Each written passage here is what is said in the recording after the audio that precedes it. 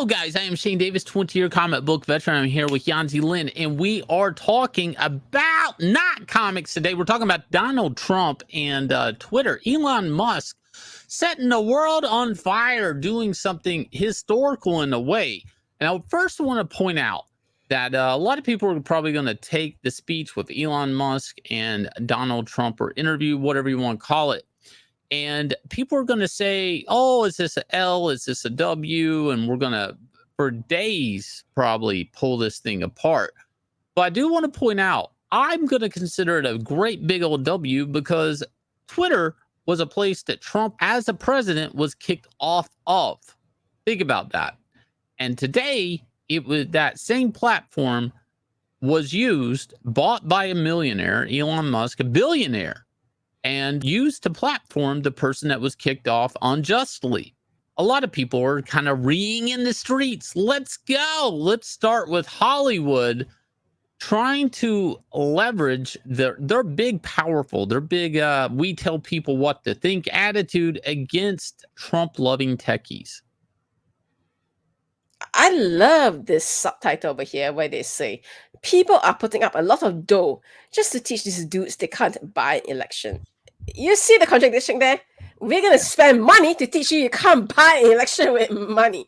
All right, so this is how Hollywood is framing their fight against, I don't know what they want to call it, the new Trump, Hitlerism, Nazism regime, or whatever they want to call it these days.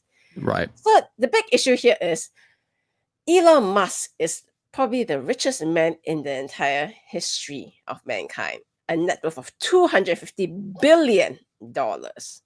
Right. So they are afraid that he's going to lend his finances, his platform, whatever, to Trump. And then, oh my gosh, Trump is going to dominate and take over, and we are all going to lose out because Trump is anti-business. I don't know, you see. I mean, Trump himself is a businessman. I'm not sure why he would be anti-business, but hey, whatever.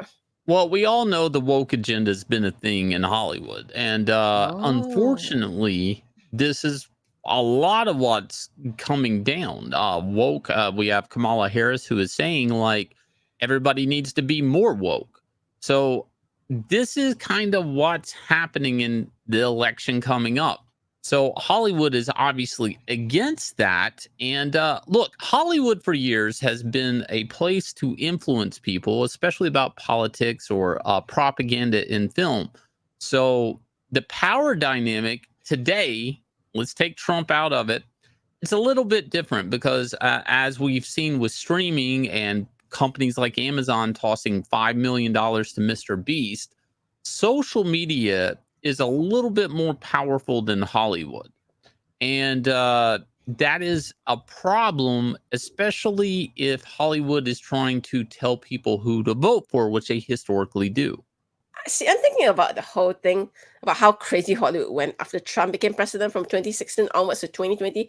Didn't the woke agenda like multiplied during that time? It's almost like it's a counter against, ooh, bad, orange man bad. So they did that. So obviously here in this paragraph, we have like a list of people who are tech people, either through Bitcoin or other things, that actually support Trump and are throwing in, and how much they're worth. And, we have some people here like David Sachs, who is doing crowd fund or fundraisers $300,000 a head. Like, a lot of people are out here trying to raise money for Trump in the Silicon Valley thing. Now, this is happening kind of at the same time that in Europe, people are saying, Elon, do not platform Trump.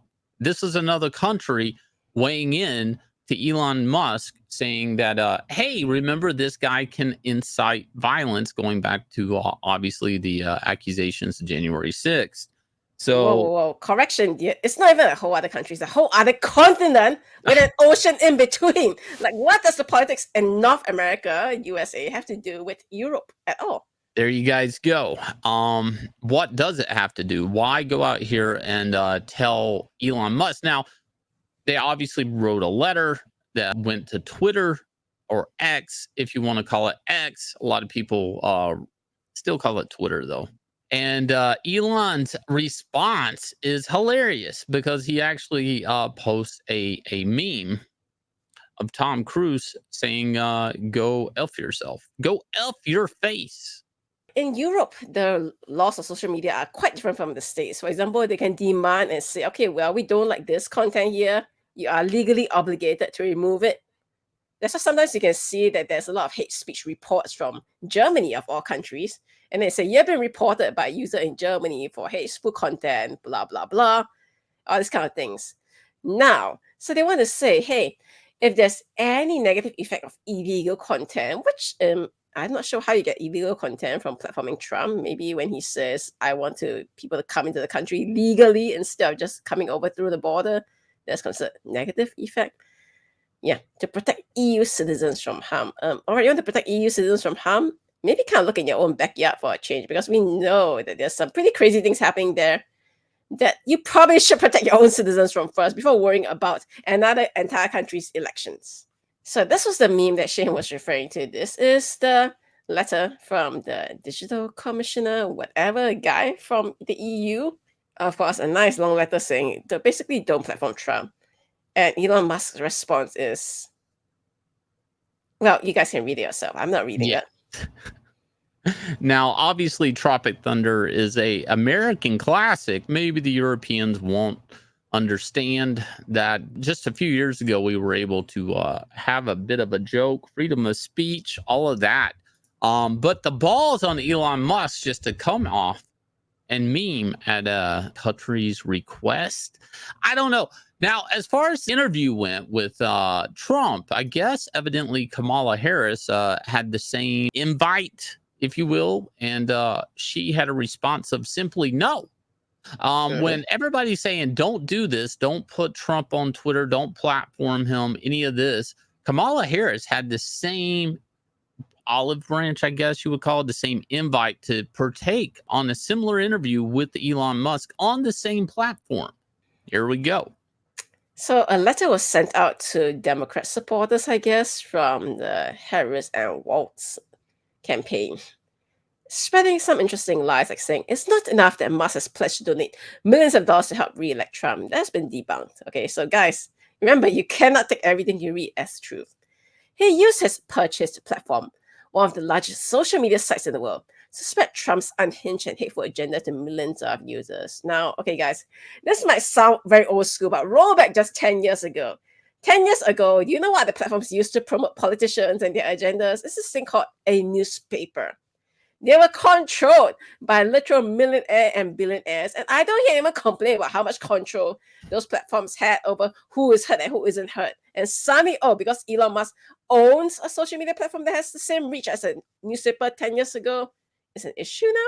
It's okay when it works in their favor. I mean, you have to understand, again, put today's events in the scope that it was only a few years ago that Trump was being kicked off of one of the biggest social media platforms. As a president, he was kicked off a social media platform. Think about the power they felt they had. And today they realized they lost that control. They lost that power.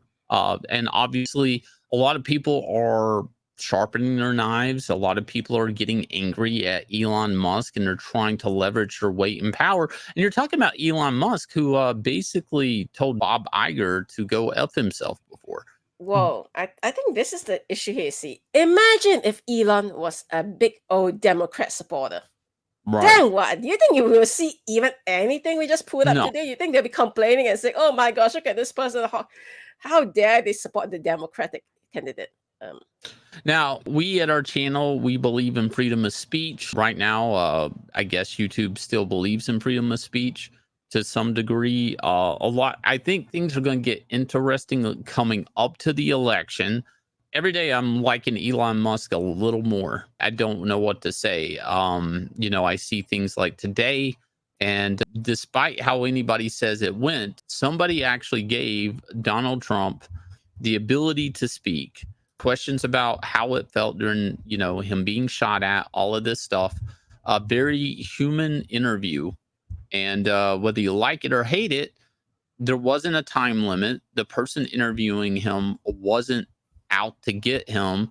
And it's somewhat refreshing. Okay. I would like to see the same thing happen with Kamala Harris, of course. I would like to see these longer interviews with these politicians just to see them speak like not against the clock to see if they say something I either like or even dislike. I'd like to see that. Give them enough leash to hang themselves potentially. But this is threatening to a lot of people who are against or they still think Orange Man bad. And it's kind of ironic that in today's era, despite the economy and stuff, that is where people land. Let's don't give this person a platform. Honestly, I like the fact that Donald Trump is back on Twitter. I do. He's active now, I guess, or at least his Twitter did become more active today. And I think he needs to be where people don't want him to be. That's my feelings about that. If your opponent doesn't want you in a position, chances are that's where you need to be. If you guys will, please let me know what your thoughts are on this. Hit like, subscribe, ring the bell for notifications. And also, Inglorious Rex, first week out the gate. A lot of people upset about this campaign. Actually, first week out the gate, crossed a whopping $143,000 in 1 week on this campaign. This is our third book in the series. If you like giant monsters, if you like MMA, if you like Godzilla, you're going to absolutely love, adore Inglorious Rex. Go over here, check this out. I'll leave you guys with our animated trailer for this smash hit comic, and you can buy 1 and 2 on our website shop at 9 Lives Comics. You are supporting independent comics and the such. I'll leave you guys with a couple of trailers. Hit like, subscribe, ring the bell for notification. Catch you guys again with another video.